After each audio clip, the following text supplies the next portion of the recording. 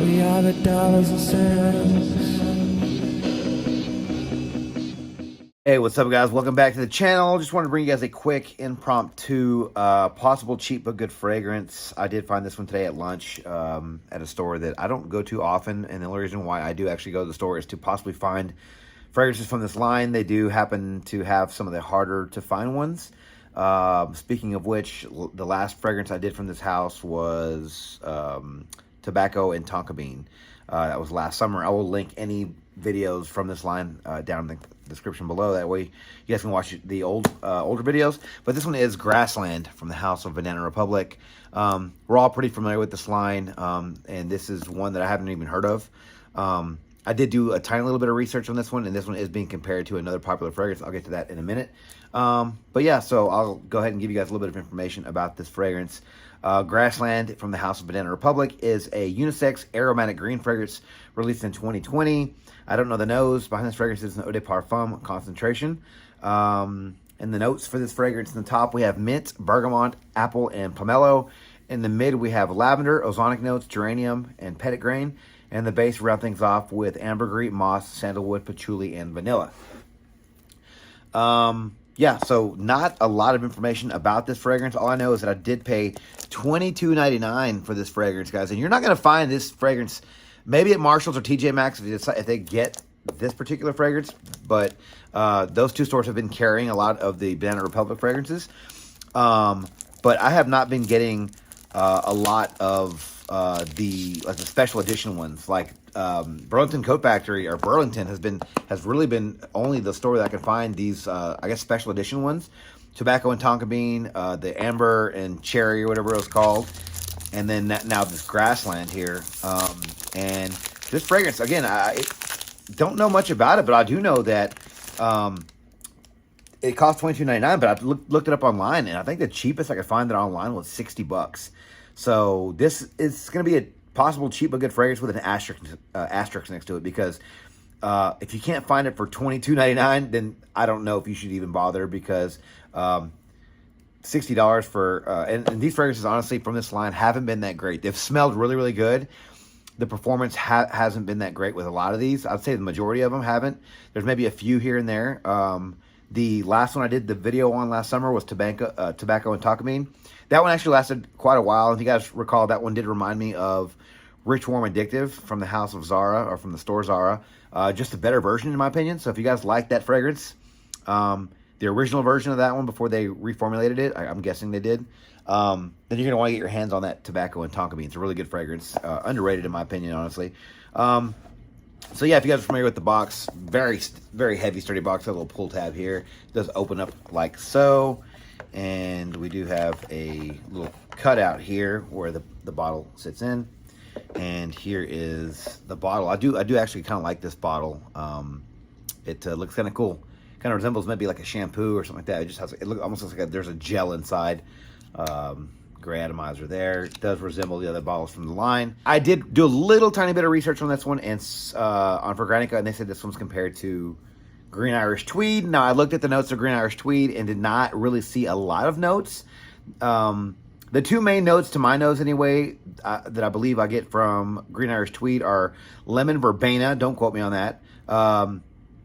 Sandalwood and ambergris. I want to say those are the main players in that fragrance. And this one only shares ambergris and sandalwood. So I don't know where they get that from. Maybe the ambergris and sandalwood just happen to combine that perfect way, and people are getting a Green Irish Tweed out of this. Not really sure. They're also comparing this to Chabon from Bond Number 9, which is a clone of Green Irish Tweed as well. Someone in the comments did mention it reminded them of a cross between Green Irish Tweed, and they mentioned some other ones. If I get anything other than that, then I'll let you guys know. But I do like that it has mint and all these very fresh notes. The apple, the bergamot, the pomelo. Very, very nice. Sounds going to be very, very fresh. The petitgrain is going to give it a little bit of bite. And the vanilla in the base is, I was not expecting to get vanilla in that. I don't expect it to be very heavy, but the fact that it's there makes me a little happy. I do like seeing vanilla in fresh fragrances just in the base there. Maybe with that sandalwood, it's going to make it nice and creamy. So without further ado, let's give this fragrance a first impressions, guys. We got a clean hand here, and this will be my scent of the evening. It is very, very hot outside. And yeah, so here we go, a couple sprays. Here we go. Hopefully this fragrance is perfect for the hot, hot weather outside. Okay. Yeah, definitely very green. Getting the mint. Getting a bit of a barbershop feel. Very, very sharp. I can see where they're getting the green Irish tweed, but it's not exclusive. But it's there. Obviously, some of the notes in this are giving it that. I could have been wrong about which ones I picked, but I want to say I did compare the notes. Ambergris and sandalwood are the only ones I'm really getting. But it does give off a bit of the green Irish tweed vibe. That sharp bite that you get from green Irish tweed is going to be in this one. But again, it's not exclusive. Definitely not a clone. It's very, very green on top. I think someone said it actually reminded them, now that I said green, it reminded them of Greenlee from Parfums de Marly, which was, I can't remember, it had another name and they changed it. I can't remember what it was, Sutton or something like that maybe. But I could see that a little bit too. It's just, this is very, very green. It's, so picture a very green, herbally, minty, sharp fragrance with a little bit of green Irish tweed in there. And this is what you're going to get. Not a bad fragrance. Not really wowing me right now. Kind of a cross between a couple of things I've smelled before, not even including the green Irish tweed. I've just smelled this sort of DNA in other fragrances in the past. Not a bad thing, but it's just, again, it's not really getting wowed right now. Don't really feel like this one's going to be anything special, but it's just the first, couple of minutes here.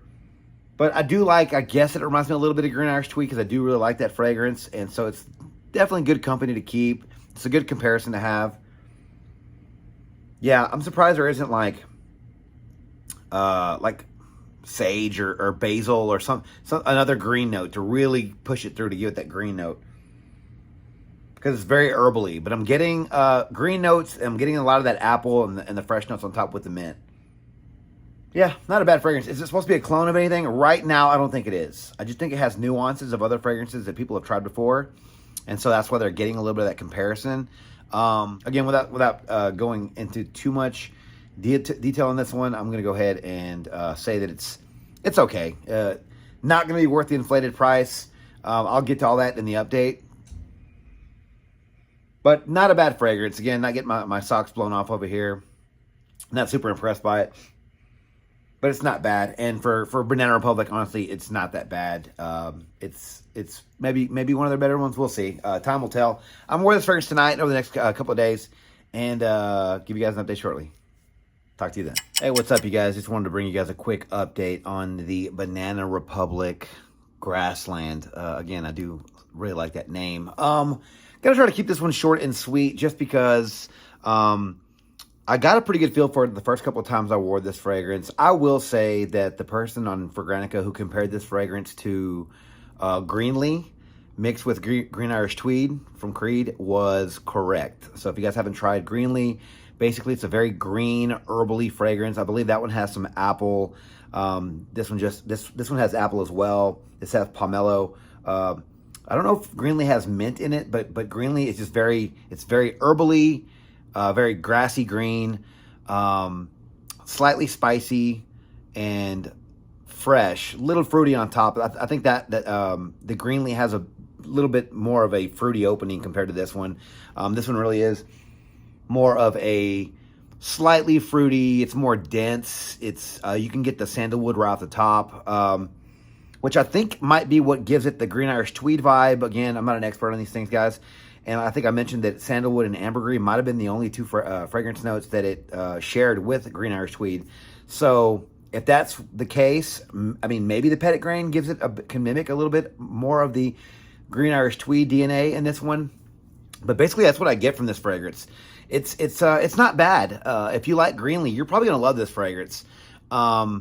because it does have that herbally green feel with a bit of mint in there. It really does resemble the bottle. It does have a little bit of the Irish Spring thing going for it, just like Green Irish Tweed that brings to the table. So this is a kind of a decent combination between two different fragrances. Now, if you don't like those or if you own them, probably not going to want to get this one. It might be a bit of a redundant purchase. The longevity on this fragrance was, I would say it's decent for what it is and what you're getting. It's not that bad. Now, I will say it was noticeable for about 5 hours, 5 to 6 hours. It was noticeable. Now, the next morning, I got the patchouli in the dry down. So, not really sure how that happened because it was like it was like hours and hours later. I could still smell the dry down on my hand.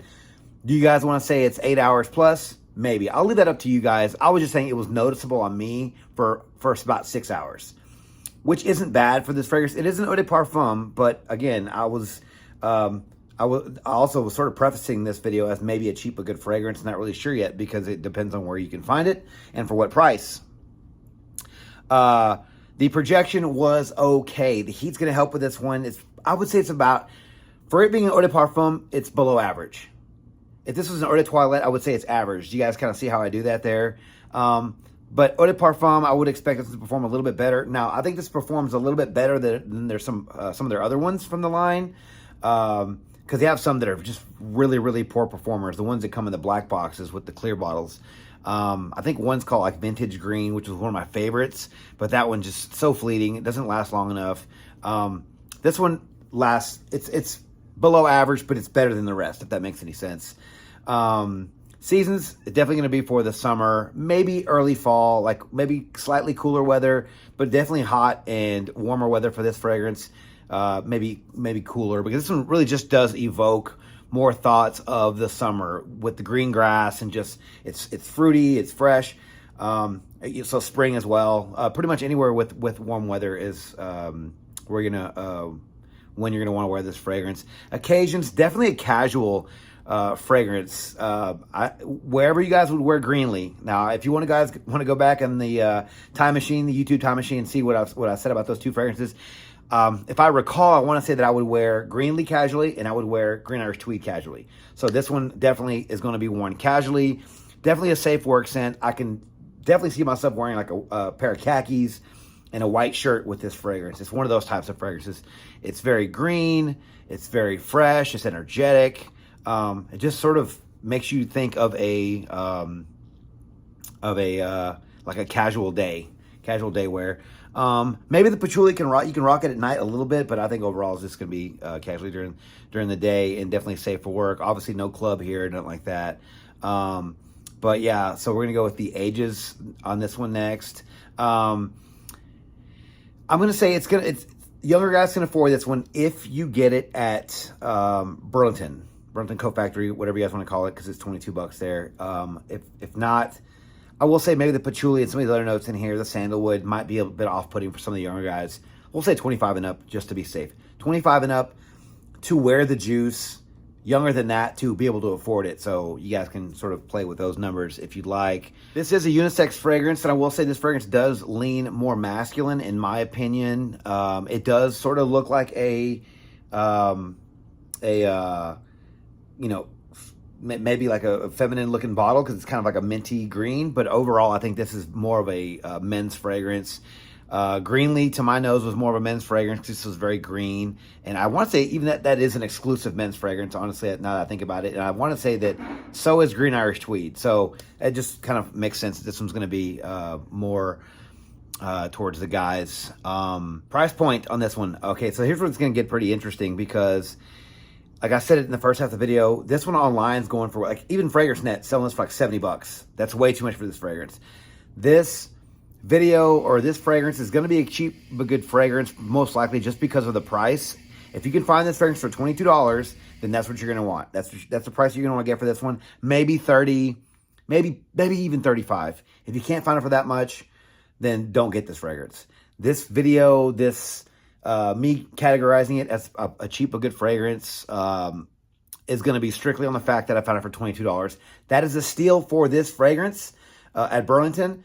Again, this is going to be an exclusive place you have to buy because I haven't seen this one anywhere else. Maybe TJ Maxx will carry it this summer, and maybe Marshalls, but right now it's only Burlington. So I will say it's a cheap but good fragrance if you can find it at Burlington for that price, 35 and below. Overall, good fragrance. Not the best in the line that I like. I still think that Tobacco and Tonka Bean is going to be my favorite from the line. That one's a decent performer, good smell. This one's maybe my top 5 for those. It's not a bad fragrance. It does remind me of a couple of others. So if you guys, like I said, if you guys own those and you didn't like them, then you're probably not going to like this fragrance. I think it's not bad though. I think it's a decent little mashup of 2 different fragrances to put out there for the people to try. Decent price point again if you can get it for that price. Performance is okay for a fragrance like this. It wasn't that bad, honestly. So I definitely think if you see this one at Burlington for $22, just go ahead and blind buy it. They have a good return policy. They do an open box thing. If you don't like it, send it back. Just don't use too much of it. But I will say you probably end up liking this one if what I described sounds appealing to you for that price. If you see this in a Burlington, I would say it's good enough to blind buy it. I think you're going to like it if you like the comparisons I made to this fragrance. But yeah, good fragrance. Again, don't pay retail or anything on like fragrance and anything like the $70 for this fragrance. That is outrageous, guys. So has anyone there tried Grassland from the House of Banana Republic? If you have, let me know your thoughts on this fragrance in the comments below, because I'd love to hear what you guys think about this one. And let me know if I'm crazy for thinking what I thought about this one. Or is it even worth $22, guys? Let me know down in the comments below. Guys, so thank you guys so much for watching the video on my channel. If you like this video, please click that like button, subscribe to my channel, and turn on notifications for future First Impressions videos and First Lady content just like this, guys. Don't forget to follow me on Instagram, Dollars and Cents. There, you'll find First Lady photos and future contest winners. And as always, till the next video, you guys take care. Thanks.